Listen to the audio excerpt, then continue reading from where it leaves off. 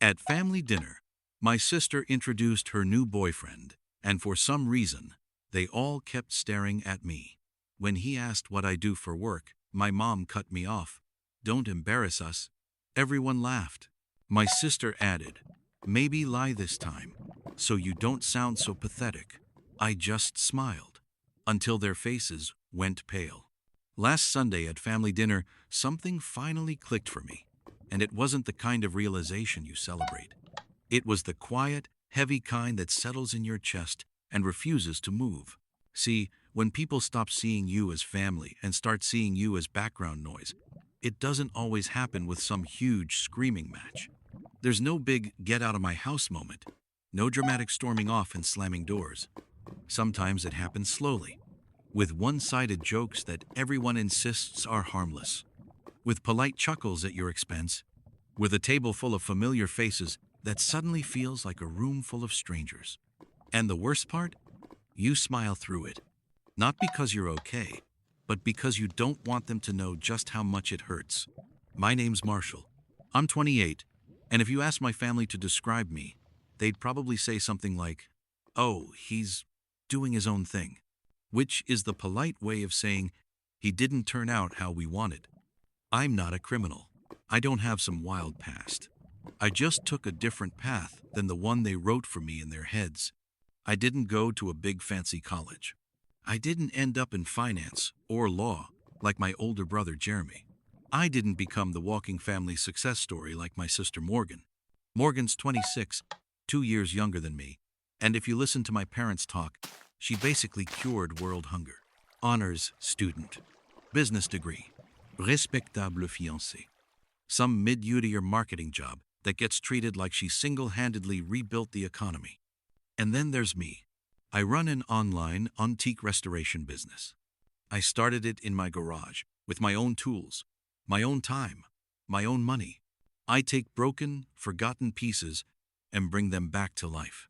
Chairs, clocks, radios, old arcade cabinets, whatever someone loved enough to want restored, I work on it. People pay good money for memories. They pay for history, for stories, for the feeling that something important has been saved instead of thrown away. To me, that's real work. To my family, it's a cute hobby I never grew out of.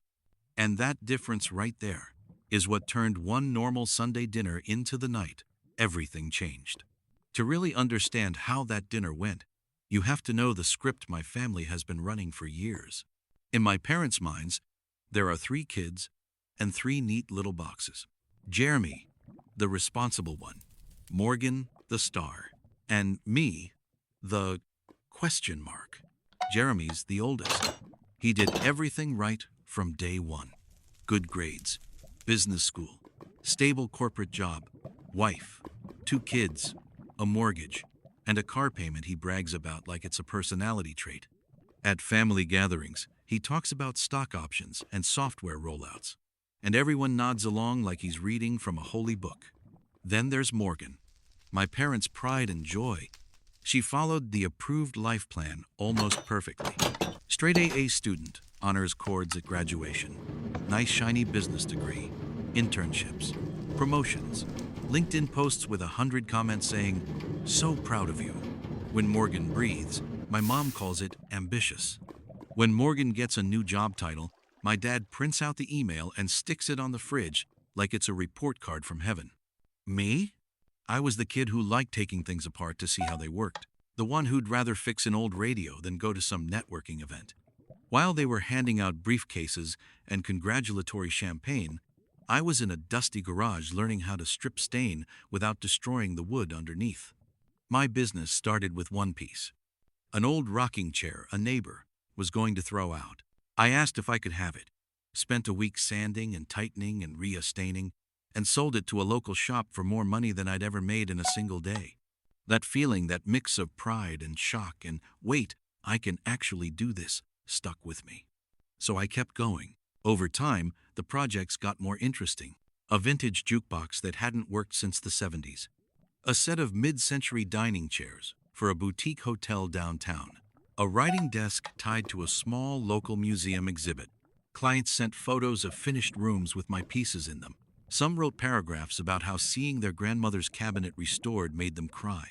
Strangers valued what I did in a way my own family never did. At home, though, nothing changed. If I mentioned a big commission, the reaction was always the same. A polite smile, a half-hearted, "That's nice, dear." Then a quick pivot back to Morgan's promotion or Jeremy's new bonus. Holidays made the pattern even clearer. They'd forget to update me when plans changed. I'd show up on time and find out dinner started an hour earlier. Morgan would unwrap expensive jewelry while I opened a gas station gift card. It wasn't one big betrayal. It was 1,000 tiny cuts. Every time I laughed it off, told myself I was being sensitive, tried to be the bigger person. Every time I swallowed a comment because I didn't want to start drama. Every time I thought, if I just work harder, if I just succeed a little more, maybe they'll finally see me. But they didn't. In their story, Jeremy and Morgan were the leads. My parents were the directors.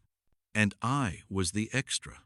The one you keep in the background so the scene feels full, but you never bother to learn his lines. So when I walked into my parents' house that Sunday night with a bottle of wine and a handmade centerpiece, I wasn't just bringing a gift. I was bringing years of quiet hope that maybe this time they'd notice me. I just didn't know yet that this was the night that hope was finally going to die. That Sunday was supposed to be one of those easy, predictable family nights. Nothing special, nothing dramatic, just the usual, let's all catch up and pretend everything is fine kind of dinner. Dad was outside by the grill, doing his king of the backyard routine with the steaks.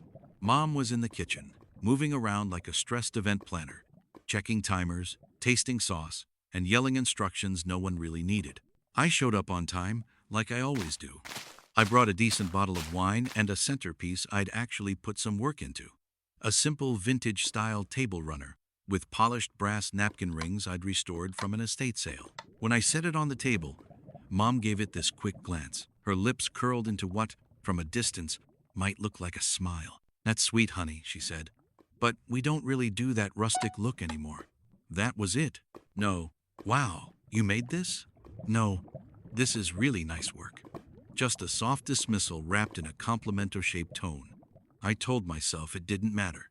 I've gotten good at telling myself that. I took the runner back, folded it, and set it on a side chair like it was no big deal. Jeremy arrived with his wife and kids. The kids stormed the living room, armed with iPads and snack bags, leaving a trail of crumbs like tiny, messy hurricanes. Jeremy launched straight into a story about some software rollout at work, and my parents listened like he was delivering a keynote speech. I floated around the edges, setting out plates, helping carry dishes, staying useful. It's a habit you pick up when you're used to being ignored. If you're busy, at least you have a reason to be there. Then Morgan walked in. She didn't just enter the room. She made an entrance. Door swings open, heels clicking on the floor, hair perfectly styled, laugh already loaded and ready. And behind her was him. Parker looked like he'd stepped out of an ad for luxury watches or cologne. Tall, perfectly trimmed hair, designer shoes that probably cost more than my entire outfit. You could almost hear the imaginary slow emotion music as my parents turned toward them. "Everyone, this is Parker," Morgan announced, like she was unveiling a new product. "He's a consultant. We met at a networking event last month." Of course, he was a consultant. The most vague, impressive-sounding job title you can throw at a middle-class family that worships LinkedIn. Mom lit up instantly. "Oh, how wonderful," she gushed, going in for a double-cheek kiss like she was meeting royalty. "It's so nice to finally meet someone Morgan actually brings home. That means something, you know." Dad shook his hand, gave him a big clap on the back. Jeremy offered a distracted half-smile while juggling his toddler. Even the kids looked up from their screens for a second. I stood, wiped my hands on my jeans, and stepped forward. "Marshall," I said. "Older brother. Good to meet you." Parker shook my hand with a firm, polite grip. "Nice to meet you too, man. I've heard a little about you." I raised an eyebrow and forced a small smile. "All good things, I hope." Morgan laughed a little too loud. "We'll see after tonight." Everyone chuckled. I did too, even though my stomach twisted just a bit. I told myself it was just sibling teasing. We've always picked on each other, right? We all sat down at the table. Mom's lasagna and salad dishes made their way around. Dad proudly sliced the steaks. Parker started talking about work, flying to different cities for client meetings, consulting projects, some book he was working on in his spare time. Every time he spoke, the table lit up. My mom leaned in, eyes bright. My dad asked follow-up questions. Jeremy nodded like he'd personally trained Parker in business. I tried to join in the conversation. When there was a small lull, I mentioned a restoration I was doing for a collector in upstate New York. Silence. Not a dramatic, obvious silence. Just a tiny pause, like a buffering wheel in real life. Then someone changed the subject. Mom asked Parker another question. Morgan brought up her recent promotion. The moment slid away like it never happened. It kept happening. If Parker mentioned a meeting in Chicago, everyone wanted details. If I mentioned a custom piece for a film set, it landed like a paper airplane in a hurricane. After a while, I stopped trying. I focused on my food, chewed slowly, nodded when appropriate. I told myself I was imagining it, that I was being dramatic. Then, halfway through dinner, Parker turned to me. So, Marshall, he asked, genuinely curious, what do you do for work? I opened my mouth to answer. I didn't even get a full breath in. Mom jumped in with a tight little smile. Oh, don't ask him that, dear, she said. He'll go on forever about it. You don't want to hear about rust and paint and tools. The table chuckled. Jeremy snorted. Unless you're looking for a coffee table from 1974, then maybe. Morgan didn't miss a beat. She took a sip of wine and said, maybe lie this time so you don't sound so pathetic. Just say you're in design or something. Time didn't stop, but it felt like the air did. The whole table laughed. Not loudly, not cruelly, but casually. Like this was normal. Like this was just who I was to them, the joke. I felt my hands tighten under the table. I looked around, waiting for someone to say, hey, that was too far. For anyone to defend me, even a little. No one did. So I did what I've always done. I smiled. Sure, I said lightly. Let's go with design. Sounds more mysterious. More soft laughter. My dad cleared his throat and changed the subject back to the stock market. Just like that, I was erased again. But something was different this time. On the outside, I was still smiling. On the inside, something else was standing up. Not anger exactly, just a quiet voice that finally said, enough. And while they all laughed and passed the garlic bread, none of them noticed. They had no idea that this was the last time they'd get to laugh at me without consequence. I left not long after dessert. No big scene, no raised voice, no dramatic exit. I told them I had an early client meeting in the morning. That was a lie. What I really had was a limit, and I'd finally hit it. I walked out to my car, the cold air hitting my face harder than I expected. Inside the house, I could still hear faint laughter and clinking dishes. It sounded far away, like a party in an apartment upstairs that you're not invited to. I slid into the driver's seat, closed the door, and just sat there for a second. Hands on the wheel, jaw clenched, heart weirdly calm.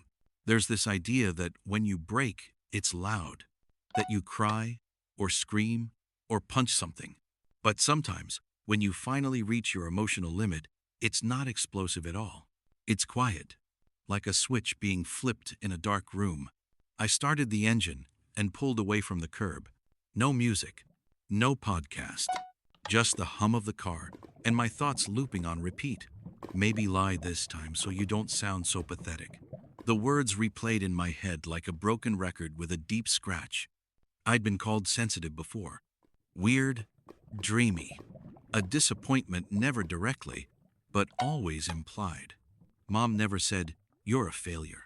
She just said things like, I wish you were more like Morgan, or Jeremy's so stable, you know?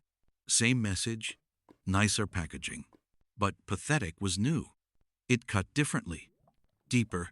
What hurt even more wasn't just Morgan saying it. It was the way everyone else reacted. The little laughs, the awkward smiles, the way no one stepped in. Like my humiliation was some shared family in a joke they were all in on. Driving through the city streets, I started replaying scenes from the last few years like a highlight reel I never wanted. The Christmas where they forgot to tell me. They moved dinner up an hour. So I walked in late to a half-eaten meal. The birthday where Morgan got jewelry and I got a generic gas station gift card. The way Jeremy always joked about me living in some basement workshop, even though I own my own house. All these moments I'd brushed off, laughed off, smoothed over because I didn't want to be the problem. But that night, they lined up in my mind like puzzle pieces. And when I finally stepped back, the picture they formed was ugly. It looked a lot like someone being slowly pushed out of their own family.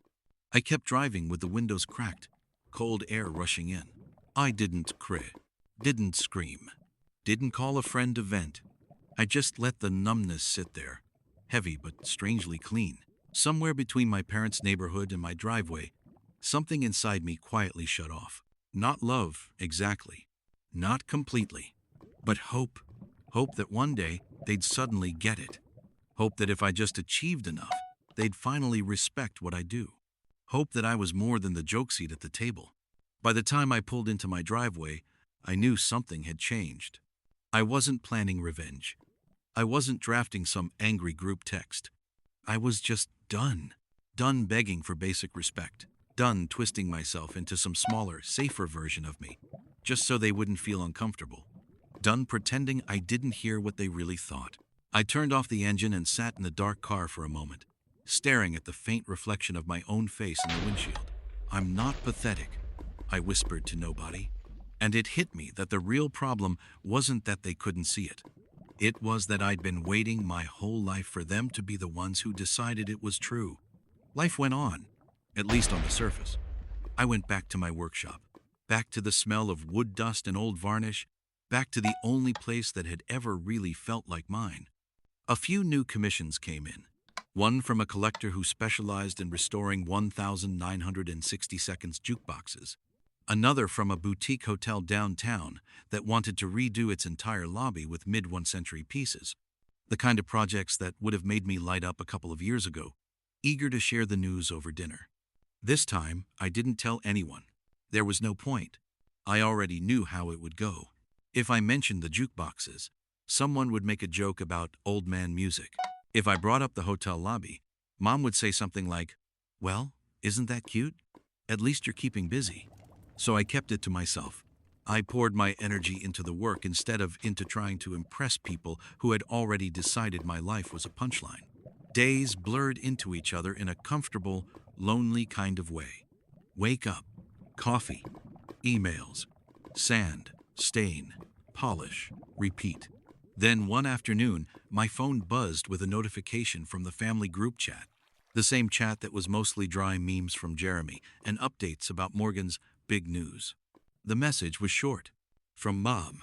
Dinner next Sunday. Everyone's coming. Parker's proposing and wants the family there. That was it. No, how are you, Marshall? No, hope you can make it. Just an announcement. Like I was another chair at the table they needed to make sure was filled.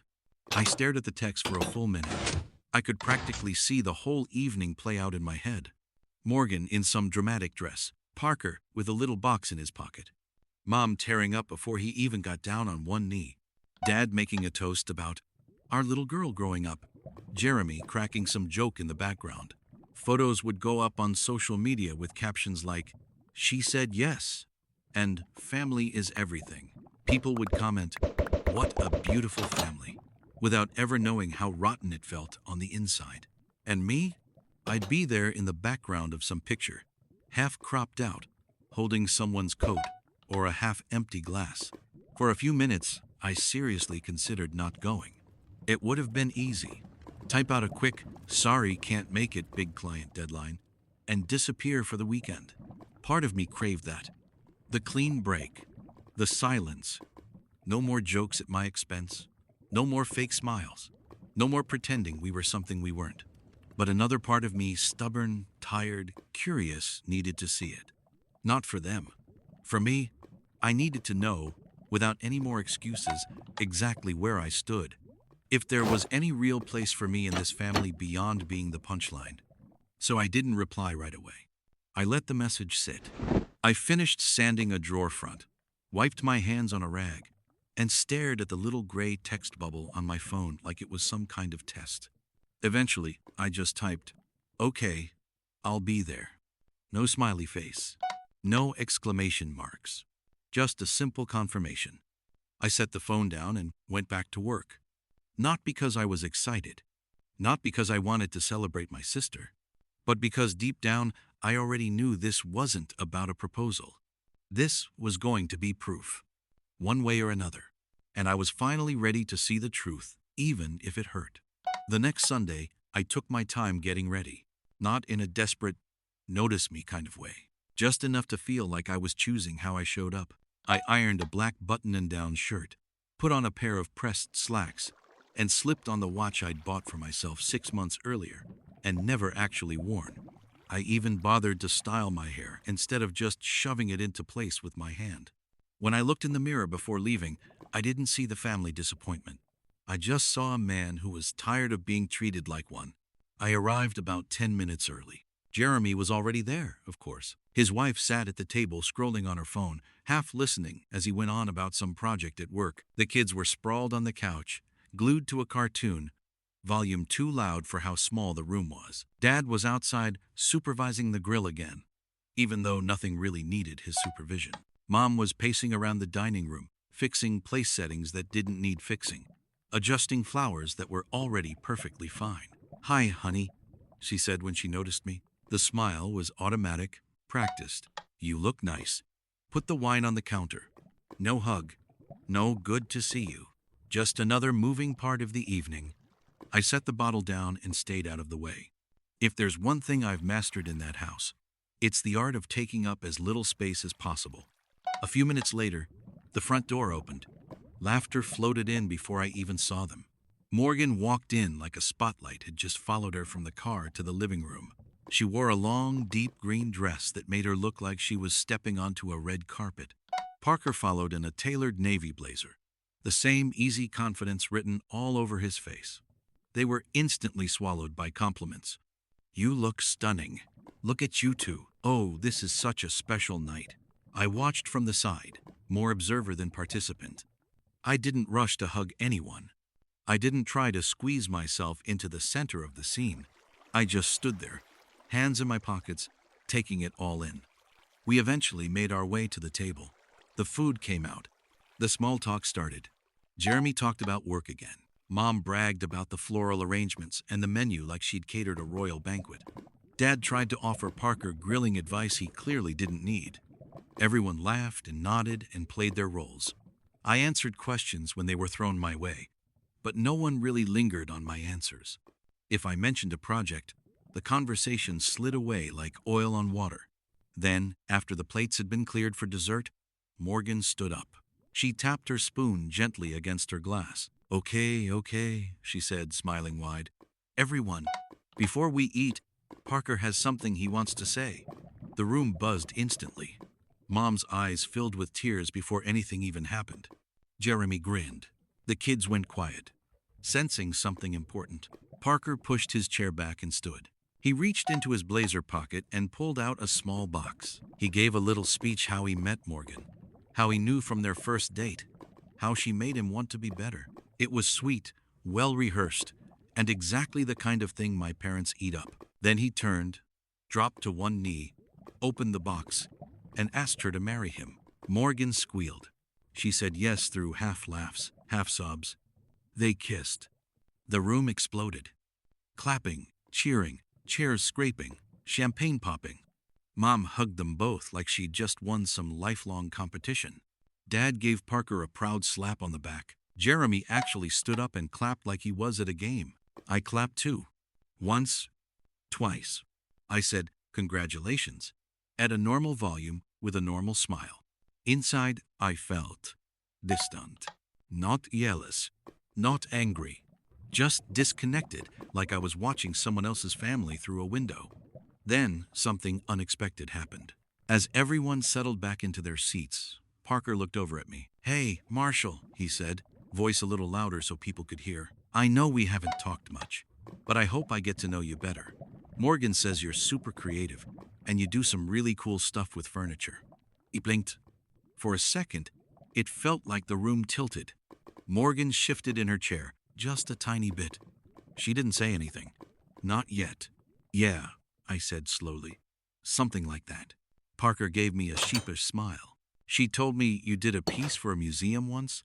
Some kind of special desk for an exhibit? That sounds pretty impressive. And that was when the reflex kicked in. Not mine. Theirs. Oh, he's exaggerating. Morgan cut in quickly, laughing it off. It was just a small thing for a local display. Nothing major. Mom joined in, smiling the same tight smile I knew too well. Yes, let's not confuse a little display with a permanent feature, she said. But it's sweet of you to show interest, Parker. They laughed softly, correcting the record, shrinking it down, shrinking me down, and something inside me snapped. Not loud, not wild, just a clean internal break. I set my fork down. The quiet little click against the plate sounded way louder in my head than it did in the room. Actually, I said, and my voice came out calm. It was for a museum, a private collection, curated exhibit. They hired me to restore a 19th century writing desk that belonged to a state senator. It was the centerpiece of the entire room. The table went still. Morgan opened her mouth. Well, yeah, but... And last week, I continued, not raising my voice, I signed a contract with a hotel chain that's renovating 7 properties to vintage themes. I'll be handling the custom restorations for all of them. So no, it's not just a hobby. Silence. Parker looked genuinely impressed, eyes widening a bit. Jeremy's expression tightened, like I'd interrupted a show he was trying to enjoy. Dad shifted in his seat. Mom pasted on that familiar, brittle smile. Well, we're happy for you, honey, she said finally. But tonight is about Morgan. Let's not derail the celebration. There it was. The line, not, wow, we didn't know. Not, that's actually really impressive. Just a gentle push back into my assigned corner. I let the words hang for a second. Then I turned and looked directly at Morgan. Do you ever wonder, I asked quietly, why you can't mention me without adding a little insult at the end? Her eyebrows shot up. What are you talking about? She scoffed. Maybe lie this time so you don't sound so pathetic, I said, quoting her almost word for word. Ring a bell? Her cheeks flushed. It was a joke, she snapped. You're being dramatic. No, I said, shaking my head slowly. It wasn't. It never is. Not when it comes from you. Not when it comes from any of you. Marshall, Mom cut in, her voice sharp around the edges. Let's not start drama tonight. I met her eyes and, for the first time, didn't look away. No, I said. Let's finally be honest. My voice wasn't loud, but the whole table went quiet. I'm done pretending I don't hear what you really think, I continued. I'm done playing the polite, invisible son who smiles while you chip away at my self-respect. You don't get to laugh at me, talk down to me, rewrite my life in front of strangers, and then expect me to show up and clap on command. Morgan scoffed again, crossing her arms. Wow, okay, someone's having a meltdown. I turned to her slowly. You've spent your whole life building a pedestal out of praise and favoritism, I said, voice steady. And somehow, from way up there, you still manage to look down on everyone else. I hope Parker likes the view. Parker's eyes flicked between us, caught off guard. Morgan stared at me like she couldn't quite believe I was speaking to her like that. I pushed my chair back and stood up. I'm leaving, I said simply. And don't worry, I won't embarrass you again. Not by showing up, and definitely not by being myself. I reached for my coat. And that's when Mom delivered the line that carved everything into stone. Well, she said coolly, don't expect to be included in the wedding if you can't behave like an adult. I stopped, turned back. I didn't say a word. I didn't need to, because in that moment, I knew exactly what I needed to do next. And it wasn't about their wedding anymore. I didn't answer my mom. I just held her gaze for a second, long enough for her to realize that whatever control she thought she had over me in that moment was gone. Then I turned, slipped my coat on, and walked toward the door. No one tried to stop me. No one said, wait, let's talk about this. The only sounds were the faint clink of silverware and the uncomfortable shifting of chairs behind me. It was strange how calm I felt. No racing heart, no shaking hands, just this steady, solid feeling in my chest. like something inside me had finally snapped into place instead of breaking apart. I opened the front door and stepped out into the cold night air. The temperature drop hit my skin like a reset button. Behind me, the warm light from the dining room spilled out onto the porch, framing the doorway like the edge of a stage. For years, that house had felt like a theater. Same cast, same script, same roles assigned whether you liked them or not. Jeremy, the responsible one. Morgan, the star. Me, the quiet extra in the back, there to fill space and absorb the jokes. As the door clicked shut behind me, it honestly felt like walking off a set.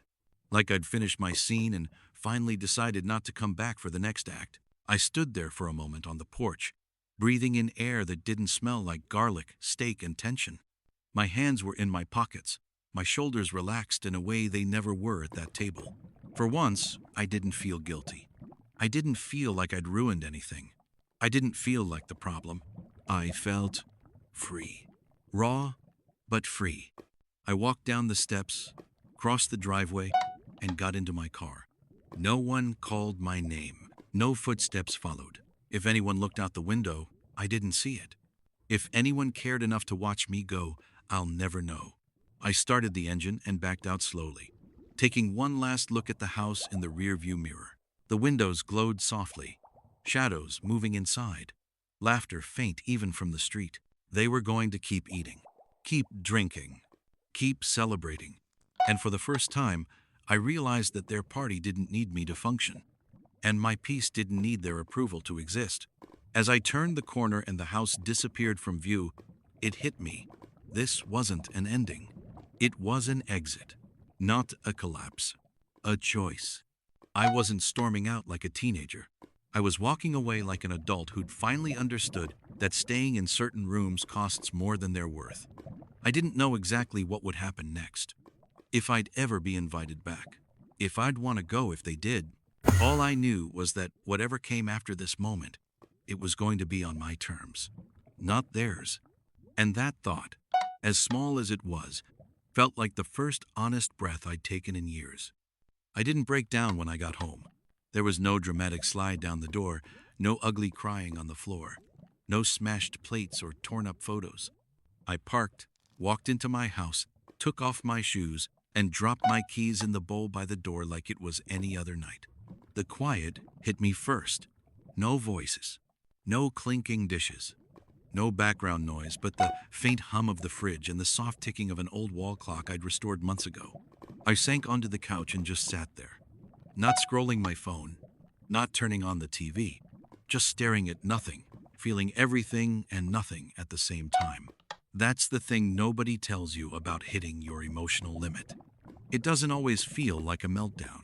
Sometimes it feels like someone unplugged you from the wall. The next morning, I woke up on autopilot. Alarm, shower, coffee. I walked into my workshop and stood in front of an antique armoire I'd been working on. The sandpaper was there. The brushes were there. The stain was there.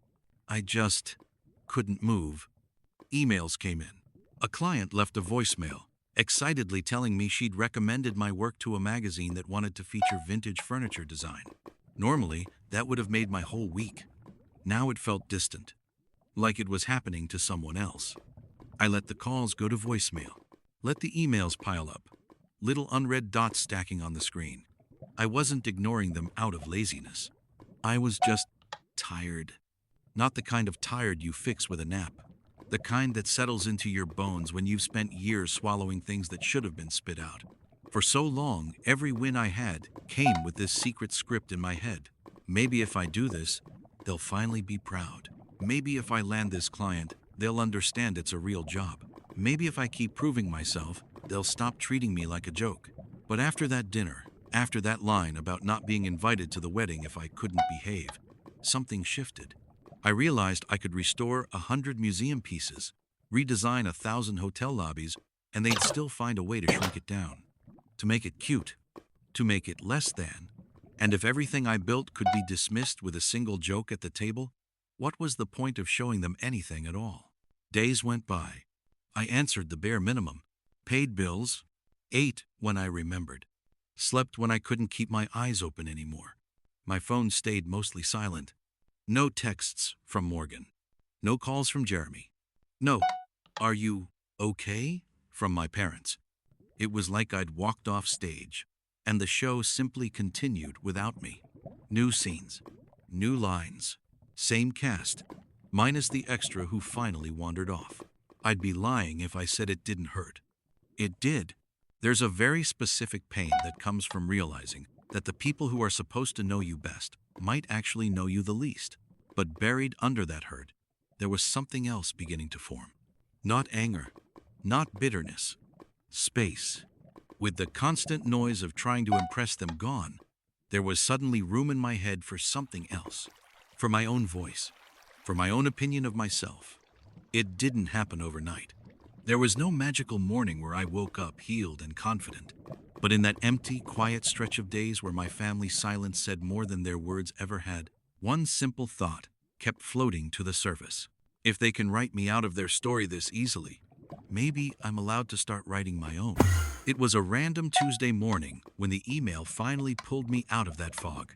I was sitting at my kitchen table, half awake, staring into a mug of coffee that had gone lukewarm, when I forced myself to open my laptop and at least skim through the messages I'd been avoiding. Buried between order confirmations, shipping notifications, and a couple of just following up emails was one with the subject line, "Your restoration work.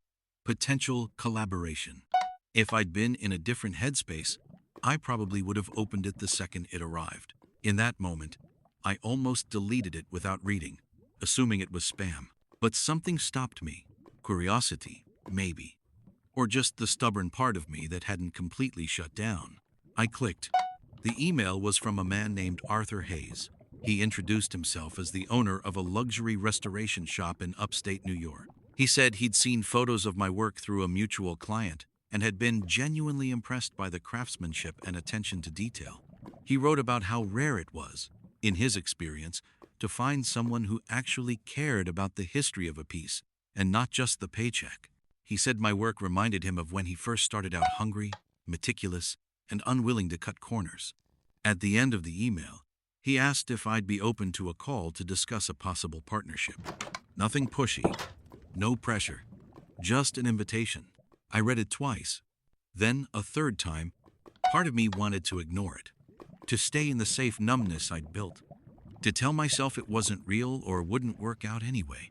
But another part, the part that still cared, even if it hurt, clicked. Reply.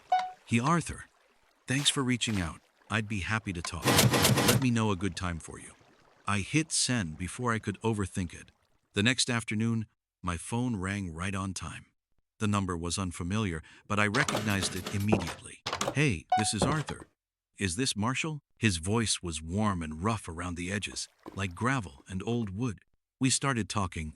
He told me he'd been in the restoration business for over 30 years, that he'd built a name working with high-end clients, museums, collectors, and people who treated furniture like heirlooms instead of objects.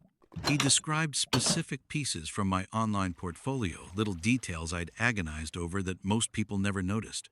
The way I matched original stain patterns. The way I preserved small imperfections instead of sanding a piece into something unrecognizable. "Nobody teaches that," he said. "That's not just skill. That's giving a damn." I didn't say much at first.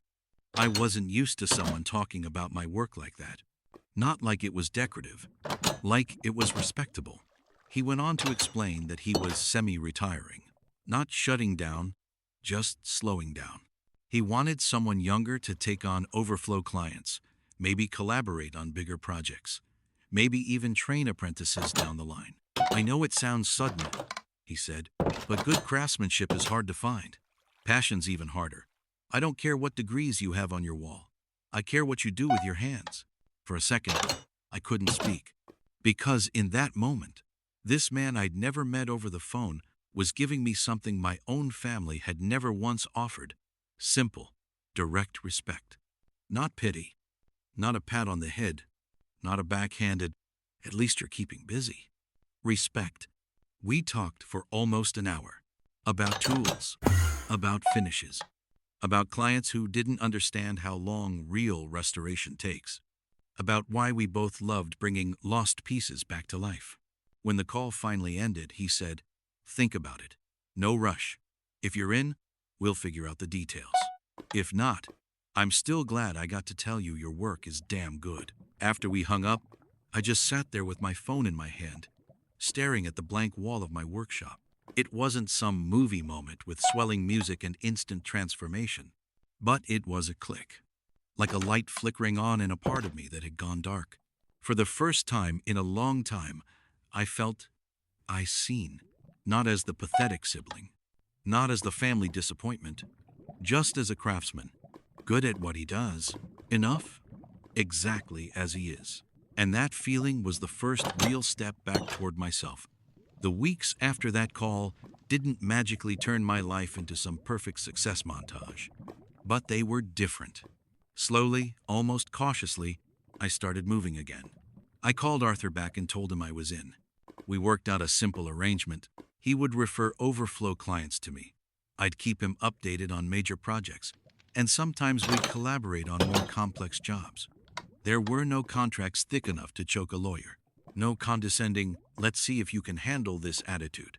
Just trust, built on shared craft. I went back to the armoire that had been sitting half-finished in my workshop and picked up the sandpaper. The wood felt familiar under my hands, but my mind was quieter this time. I wasn't thinking, "maybe this will impress them." I was thinking, "let's do this right for me and for the client who actually cares." Piece by piece, I slipped back into the rhythm I'd always loved, the slow transformation, the way a battered surface could start to shine again with enough patience and care. When I finally shipped the finished armoire to the client in Charleston, she sent back an email that was almost a full page long. She wrote about how the piece had belonged to her grandmother, how seeing it restored brought her to tears, how grateful she was that someone took it seriously. I read that email 3 times, not because I needed the praise to breathe, but because it reminded me why I'd started doing this in the first place. Meanwhile, my family group chat carried on like normal. Photos of Morgan's ring, updates about venues, comments about cake tastings and guest lists. My name didn't come up. No one called to ask why I'd left that night. No one apologized. No one invited me back into the conversation. At first, that silence stung like a fresh cut. But over time, it started to feel less like rejection and more like confirmation. They had their story, and I wasn't in it. So I started focusing on mine. I updated my website, posted more before-hand after photos, answered old emails, said yes to new commissions I'd been too numb to take on. Arthur checked in every now and then, sometimes with a potential client, sometimes just to share a story about some nightmare restoration job from the 90s. Those calls felt more like family than anything I'd felt at that dinner table in years. I also started, slowly, letting a few friends in on what had happened. Not to trash my family, just to be honest about why I'd gone quiet for a while. The reactions were all some version of the same sentence. "You didn't deserve that." Hearing it from people who actually knew me, who had seen the time and care I poured into my work, made the fog in my head lift a little more each time. As Morgan's wedding got closer, there was no invitation with my name on it. No last-minute olive branch. No, "we'd really like you there." And for the first time in my life, the idea of not being included didn't feel like punishment. It felt like a boundary. On the day she got married, I woke up, made coffee, and walked into my workshop like it was any other day. I put on some music, pulled on my work apron, picked up a brush. Somewhere across town, my family was probably taking photos, making toasts, and posting captions about love and togetherness. I didn't check. Instead, I worked on a small writing desk for a young couple who'd saved up to restore their first antique piece together. They told me the story of how they found it in a thrift store, scratched and forgotten, and how they wanted to give it a new life in their home. As I smoothed stain across the surface, I realized something. For years, I'd been begging for a seat at a table where I was never really welcome. I'd been chasing the approval of people who had already decided who I was and where I ranked. But here, in this workshop, with sawdust on the floor and old wood under my hands, I wasn't an afterthought. I wasn't the joke. I was the one building the table, not just literally, but in every sense that mattered. Choosing who got a place in my life, choosing who I listened to, choosing whose opinions actually shaped the way I saw myself. Will my family ever come around? Maybe. Maybe not. If they do, we'll see who they're talking to. The old version of me who smiled through the insults, or the person I've become who knows his own worth. Either way, for the first time, I'm not waiting at their door hoping to be let in. I've got my own door, my own space, my own table. And the people sitting around it? They're the ones who look at what I create and see value, not something to laugh at, but something to respect. Sometimes, when the house is quiet and the only sound is an old clock ticking in the corner, my mind drifts back to that dinner table, to the jokes, to the looks, to the moment my mom told me not to expect a place at the wedding if I couldn't behave. There was a time when that sentence would have broken me, when I would have bent over backwards to fix things, apologized just to keep the peace, even if I wasn't the one who started the war. Now, it just feels honest. They showed me exactly where I stand. Not by accident, not in a way I misunderstood, clearly. And as painful as that was, it also gave me something I never really had before: the freedom to stop arguing with reality. My family loves a certain version of me. The quiet one, the agreeable one, the one who laughs when he's being mocked and shrinks when he's being compared. They don't know what to do with the version who stands up, who calls things what they are, who refuses to treat his own life like a punchline. So, for now, we love each other from a distance. They have their story full of promotions, proposals, and carefully framed family photos. I have mine full of wood dust, restored pieces, and people who see value where others see junk. The difference is, I've stopped begging to be written into theirs. If one day they knock on my door, wanting to talk, wanting to really listen, I won't slam it in their faces. But I won't open it just to be the joke again, either. Because here's what this whole mess taught me. Being family is not a free pass to disrespect. It doesn't mean you get to tear someone down and still expect them to show up smiling in your photos. Family, real family, is made of the people who don't need you to be small so they can feel big. The ones who can see you clearly, flaws and all, and still choose kindness. Sometimes those people share your last name. Sometimes they don't. And if you're lucky, you get to build that kind of family yourself. One honest boundary, one real conversation, one act of self-respect at a time. I used to think walking away from my family's table meant I was losing everything. Now I know I was just making room for a life where I finally actually belong. Not as the joke, not as the extra, but as the person I was always meant to be. If you made it all the way to the end of this story, this part is for you. Have you ever been the extra in your own family? The one they only remember when they need a seat filled, a chore done, or someone to laugh at? If you were in Marshall's shoes at that proposal dinner, sitting there, while your own family downplayed everything you'd built, what would you have done? Would you have stayed quiet to keep the peace? Walked out sooner? Or confronted them like he did and risked being cut off? Let me know in the comments what you think. Was Marshall right to walk away and miss the wedding? Or do you feel like he went too far? Be honest, whose side are you really on here? And what would you tell him if he was your friend? If this story hit a little too close to home, you're not alone. A lot of people are out here trying to earn love in rooms that only offer judgment. Sometimes, the bravest thing you can do is step back and choose yourself. If you enjoyed this video and want more deep, messy, real Reddit stories like this, make sure you hit that like button. It really helps the channel out. Subscribe if you haven't already, and turn on notifications so you don't miss the next story. And if you're in the mood for another wild family situation, go check out the next video I've queued up for you. It should be popping up on screen right about now. Thanks for hanging out with me today. Take care of yourself. Choose your own table. And as always, I'll see you in the next one.